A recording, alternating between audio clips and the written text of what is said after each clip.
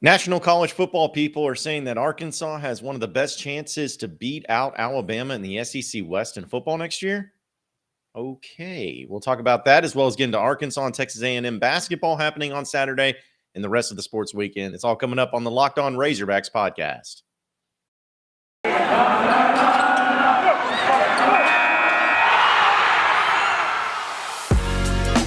You are Locked On Razorbacks, your daily podcast on the Arkansas Razorbacks, part of the Locked On Podcast Network, your team every day. Welcome into the Locked On Razorbacks podcast. I am your host, John Nabors. I am also the host of Out of Bounds. You can catch every weekday afternoon from 1 to 4 on 103.7 The Buzz and 103.7thebuzz.com. Before we really get started, though, I want to say thank you to everybody who has been subscribing on the YouTube channel at Locked On Razorbacks. It's insane how fast it's grown. Just a few days ago, we were down right around 300 subscribers, and I've only been doing this for just a couple weeks. And as of today, we have over 700. So keep subscribing on YouTube. That's awesome. And I appreciate everybody who has subscribed and is making it fun and in the comment section, all that. It makes it that much more enjoyable. And I enjoy doing the video thing, even though sometimes I just put on a beanie like I'm wearing today and roll out and say, all right, let's do this. You know, I'm not used to doing all the make myself presentable, but who cares? As long as we're doing it, as long as we're having fun, that's all that matters. But appreciate everybody and continue, if you haven't already, to subscribe to the Locked On Razorbacks YouTube channel. I saw something today, and actually this wasn't what I was going to start off the podcast with, but considering how some people will put out just particular comments or content or whatever on social media that sparks a lot of conversation among Razorback fans, that's kind of when I'm like, all right, well, obviously people want to hear about that and want to discuss that, so let's dive into it. And that's exactly what happened earlier this morning, which I may try to get them on in an official capacity as far as an interview goes. I just know that with the timing that I record this podcast can sometimes be difficult for other people involved to be able to come on. But Barrett Sallee, who is a good friend of mine, I love Barrett. Me and him have been close for a long time, and we always do karaoke at SEC Media Days and all that fun stuff. Well, anyways, he put out a tweet that floored me. It absolutely floored me, because as much as I love Barrett, he's also been someone who has picked Arkansas at SEC Media Days more often than not to finish last in the West. And just, he's been right more often than not, as much as I hate to admit it. But he's not somebody that's ever been really above and beyond, over the top about Arkansas. In fact, he's called Arkansas pretty accurately over the past few years. Now, this past year, I think he had him picked last, maybe second to last, which obviously they didn't do. And this has kind of been the time where he proved them wrong. They proved him wrong. And when he put out this tweet today, I had to read it like 3 or 4 times to really make sure that it was real, to make sure that I wasn't misreading it or there's some backhanded compliment or anything in there. But he puts out the tweet, says, "I got asked the other day which 2 SEC West teams are the biggest threat to Alabama. They are, without a doubt, Ole Miss and Arkansas. I trust Lane Kiffin to keep that train rolling, and Sam Pittman is building something special in Fayetteville." Again, I had to reread that a few times to really know. I'm like, is this a joke? Is he being sarcastic? Is this actually something that's real? And I mean, he's being honest about it. And it's just, first off, the amount of A&M fans that are getting triggered by that is hilarious, because they're just like, oh, well, what about the recruiting class that we bought? Yeah, you're still A&M, so pump the brakes. But when I saw that, though, it's just been continuing to add into the idea that Sam Pittman and Arkansas are starting to get the respect that they deserve and that they rightfully have been owed for a couple years now, where not only are they being seen as the fun little story in the SEC West, they're being seen as a true legitimate threat in the SEC West. Now, let's be honest. Is Arkansas going to win the SEC West over Alabama next year? No. And it has nothing to do with Arkansas. It has everything to do with Alabama. Alabama is always going to win the West, unless just the stars align for the perfect team to get it done. They are always going to be the team that wins the West. It's just the fact of the matter. I'm never going to pick Arkansas to win the West until Nick Saban is gone. I think that's the smart move. But it's kind of like, would it be so terrible to pick Arkansas to finish second next year? No, I still think it would take a lot. I still think it would be like an incredible year, and you'd have to really put some things together. But Ole Miss finished second last year, so it's not out of the realm of possibility if they can do it. I think third is probably rightfully where Arkansas will end up, or realistically, the expectation can be for next season, given the schedule and everything like that. But the fact is that when you're looking at what Arkansas is building under Sam Pittman and what they are doing so well and what they have been doing so well under him, is that people are starting to realize with the coaches staying, with the players coming in, with the players staying for extra years, whatever it is, they're doing things that actually matter. I think I talked about this yesterday. The things that they're doing are actually the things that matter, not what the goofiness is and how funny they are on Twitter. Like, they're actually building a foundation and building a team that can be successful. And when you start seeing people talk about Arkansas and Ole Miss, first off, call me a homer. That's fine. I don't think Ole Miss is in the best. I don't think Ole Miss is in the same place that Arkansas is. Like, Ole Miss had a great year. Don't get me wrong. Like, they had a great year last year. It still bugs me that Arkansas was a point away from beating them, but they had a great year last year. But they lost like their entire coaching staff. Both their coordinators left for other coordinator positions. No, in fact, all three, because their special teams coordinator left for Alabama to be their special teams coordinator. Their entire coaching staff was gone. Their quarterback is gone. It's just those things. It's like, okay, they'll probably still be always all right under Lane Kiffin, but I'm sorry, if you lose that much, it's hard for me to believe that they're going to contend next year or even the year after that, unless Lane Kiffin just really is that great of an offensive mind, which he may end up being. But I still don't think that. I think they lost too much. I think last year was their best year. I think it's the best as it's ever going to get. And now they're going to continue to be that team that finishes anywhere between 6 wins and 9 wins. Like, it's just going to be that. But that's why I feel like Arkansas is in a better position, because not only are they a team that was right there, that was this close to finishing second in the West, and if you really want to dive into it, 10 points away from winning the West. Golly, that's so stupid to say. But not only were they that close, but the thing is Arkansas, unlike Ole Miss, kept their entire coaching staff. They kept their quarterback. They kept a lot of their playmakers from this past year. Now, obviously, Traylon Burks is going to be the biggest loss, but they've added some guys into the mix that might be able to help out. Ole Miss, they don't even know who their quarterback's going to be. Like, they've been trying so desperately to get the quarterback in the transfer portal, and nobody's going. Like, they tried for Jackson Dart, and he's not going to be going. Caleb Williams, he's going to be trying. They tried him, he's not going. Like, they've tried to get a lot of these quarterbacks, and maybe they end up with a decent one, but like, they haven't had very good luck of it. So I'm like seeing all these things, and I'm like, yeah, I don't know about all that. I don't know about all that. I don't know how that is going to look and how that's going to work and how they're going to be able to just plug somebody in and still have the same success. But since Arkansas has all those things coming back, it makes sense. It makes sense for everyone to believe that they are going to be building on what they put together this past year. And so that's to me what it comes down to. It comes down to what you got going on, what you were able to keep, and the fact that Arkansas kept everybody, that realistically kept everybody, coaching staff and everybody, players that realistically could have come back, and then you've added some other pieces. That's why people believe that this is the way it's going to, like, this is why I'm excited about the future. This is why I'm excited about this upcoming season, is because of people like Barrett Sallee that's saying those things. People like Josh Pate, who was saying the things that he said that we talked about the other day. Like, all of these national college football experts who like are understanding, like, they see it. They recognize it. They recognize that this is an incredible thing that's being built. Even though it may not always have the fun pomp and circumstances some of the other teams, it's still being built in a way that's going to make Razorback fans pumped and excited about the future when you start seeing people like that say those types of things.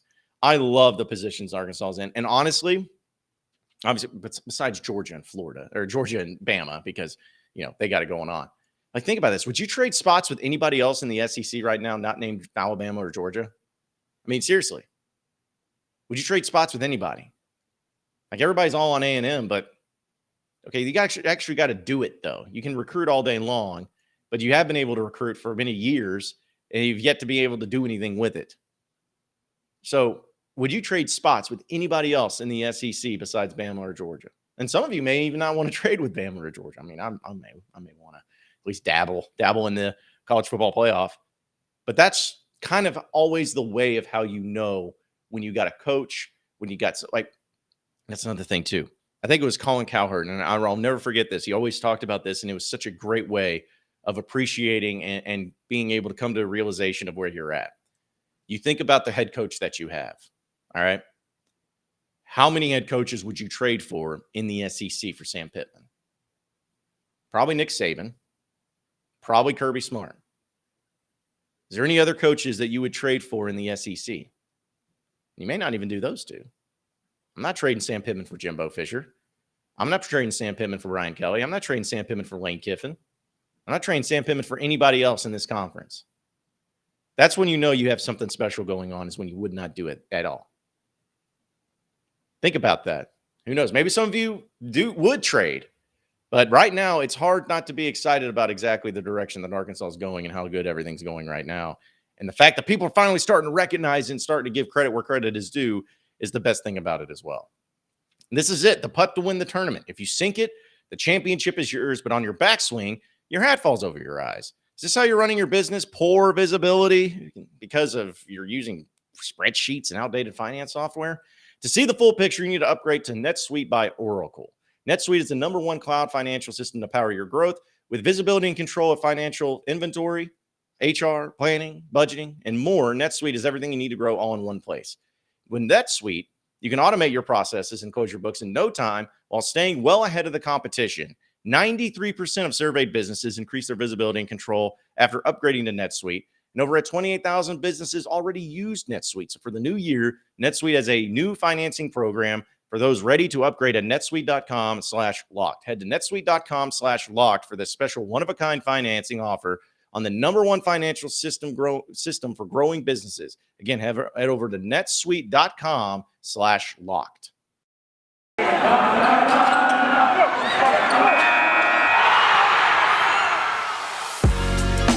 You are Locked On Razorbacks, your daily podcast on the Arkansas Razorbacks. Part of the Locked On Podcast Network, your team every day. All right, so Arkansas basketball gets back on the hardwood this weekend. Saturday, 7:30 p.m. Central Standard Time, and Bud Walton Arena against the Texas A&M Aggies. Kind of a quick turnaround, if you think about it, compared to what you've seen in other games in conference, where Arkansas and A&M played each other, 2 weeks ago on a Saturday? And now they're playing each other again. And so sometimes it happens with conference scheduling and all those things too. But either way, this game is coming back into Bud Walton Arena. And I know that the Razorbacks are going to be big on trying to get some revenge for this one as well. I haven't seen any lines for this one just yet. I kept trying to check and see if because usually the website I check it at most of the time usually is able to put together some of the lines that are going on with it. And I'm going to recheck it right now while I'm on live radio to see if something's been put up yet. Yeah, and it hasn't been. So there's no lines. I know they kind of wait until the last minute to put it up. I feel like the day before, you'd probably have some sort of line or spread or anything like that. But anyways, the FBI match predictor has Arkansas winning this one 71%. I think that's about fair. And I don't know. I know A&M lost at Kentucky this past Wednesday night, and they lost 64-58. But, if you think about this, everyone's talking about A&M, well, look how good they are. It's okay, yeah, I'm giving them credit because they did beat Arkansas for sure. And, when Arkansas was but here's the thing. They beat Georgia on the road by 2. Georgia is the worst team in the SEC. And then they beat Ole Miss also at home, who is the second worst team in the SEC. And then they beat Missouri by 3, which may be the third worst SEC team. So, yeah, they beat Arkansas, but I'm still not believing that they're an NCAA tournament team. I'm still not believing that they're a good basketball team. They score 75 points per game. They give up 63 points per game. They have 46% field goal percentage. They have 36 rebounds. Basically, if you look at it between Arkansas and A&M, Arkansas scores more points. They score 79 points compared to 75.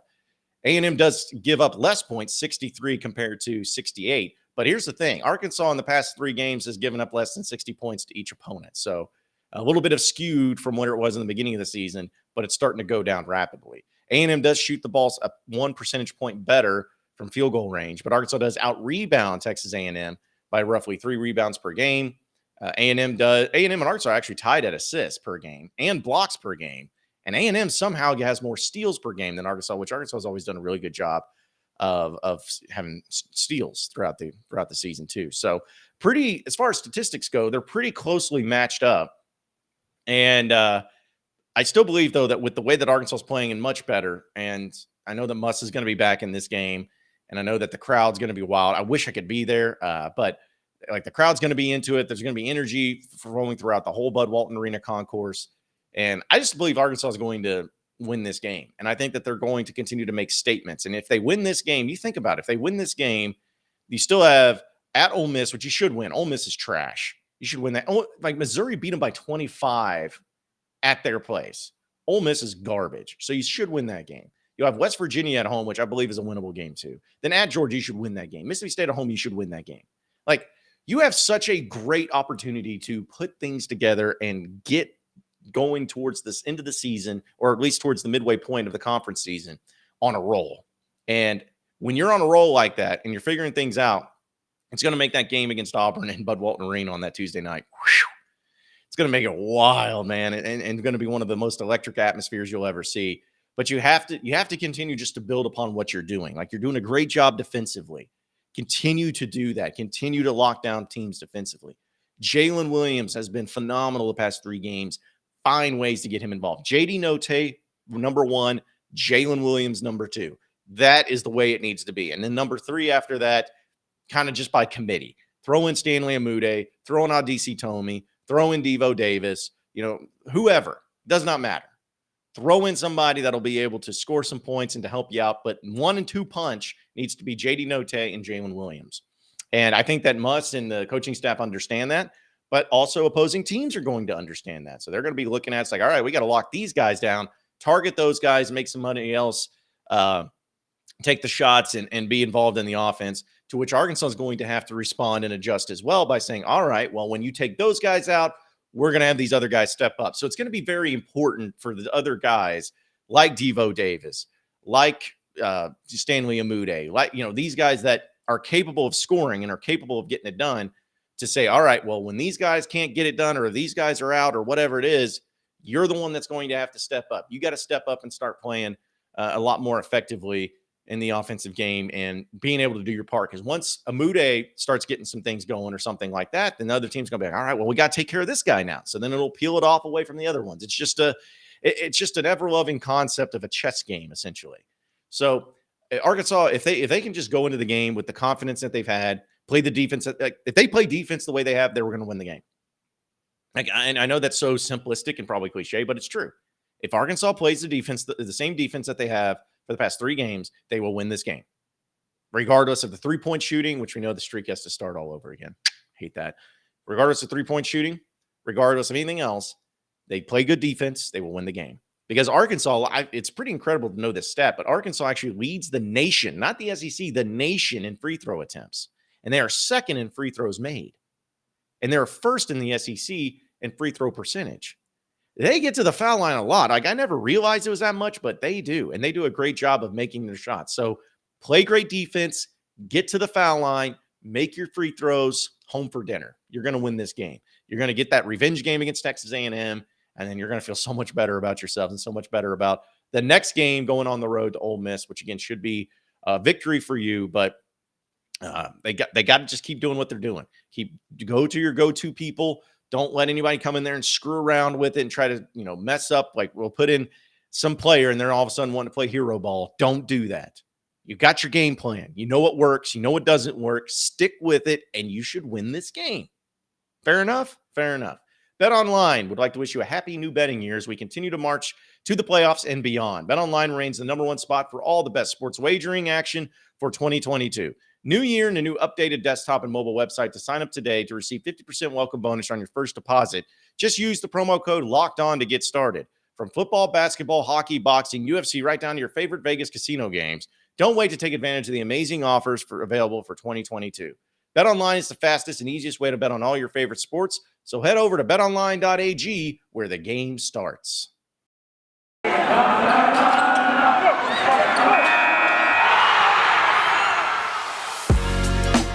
are Locked On Razorbacks, your daily podcast on the Arkansas Razorbacks, part of the Locked On Podcast Network, your team every day. All right, so final segment of the Locked On Razorbacks podcast. I know that we mainly talk about the Razorbacks, which is great and fine, and that's usually what we do most of the time. But since it is a great sports weekend, I like to mix it up a little bit, and especially in this final segment. As we know, the NFL playoffs are coming through, and we know that there's going to be some great matchups this weekend. And I don't really get to do this as much as I'd like, but I love looking at the playoffs and spreads and picking games and all those things. Because here's what happened. On my radio show last week, I picked the games, and I got them all right. So now all of a sudden I think I'm on a heater, and I think I'm unstoppable, and I think that nothing that I pick will ever go against me and I'm going to be wrong. So because of that mentality, I am going to go ahead and I'm going to pick these games, and I am sure that they are going to go completely great, and there will be no problems whatsoever. We'll start with Bengals and Titans.